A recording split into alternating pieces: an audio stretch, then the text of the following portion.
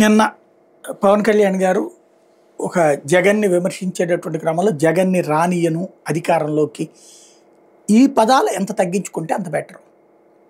రానియను ఇప్పుడు పవన్ని రానియను అనడం వల్ల జనసేన కార్యకర్తలందరికీ కడుపు రగిలింది. ఒకళ్ళు 10 ఓట్లను సాధించడం కోసం ప్రయత్నించారు.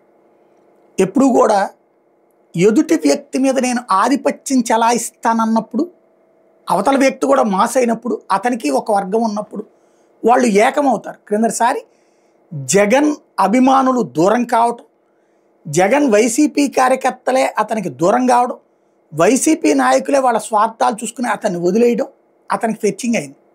దానికి కారణం జగన్ వాళ్ళందరికీ ప్రయోజనాలు చేకూర్చలేదు. ఇప్పుడు జనసేన వాళ్ళకి అందరికీ ప్రయోజనాలు చేకూరుతున్నాయా? బీజేపీ వాళ్ళందరికీ ప్రయోజనాలు చేకూరుతున్నాయా? తెలుగుదేశంలో అసంతృప్తి ఎవరికి లేదా? ఉంటుంది. కాబట్టి ఈ అసంతృప్తులు ఉన్నటువంటి వాళ్ళకి ఆల్టర్నేటివ్గా జగన్ కనిపించకూడదు.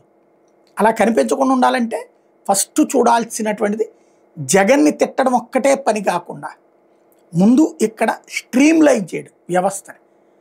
ఎలాంటిది? వాలంటీర్ లేడు, సచివాలయం లేదు. ప్రభుత్వ కార్యాలయ దగ్గరికి వెళ్ళి చెక్ చేయండి.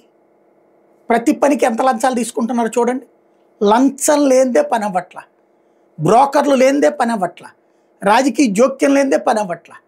అలా ఉంటే ప్రజలకి నిన్నటిది ఆ సేవ గుర్తుకొస్తుంది కదా. మీ సేవ ఈ సేవ ఎందుకు గుర్తుకొచ్చేది ఇదివరకు పబ్లిక్కి? Non corruption concept. ఆ నాన్ కరప్షన్ కాన్సెప్ట్ని ఇంటి దగ్గరికి తీసుకెళ్ళాడు జగన్. ఇప్పుడు మళ్ళీ కరప్షన్ కాన్సెప్ట్ రోడ్డు ఎక్కింది. ఉద్యోగి చేసే ప్రతి దోపిడీ, ఉద్యోగి చేసే ప్రతి వసూలు రిఫ్లెక్ట్ అయ్యేది ప్రభుత్వం మీద. అది సరి చేసుకుంటే బాగుంటుంది.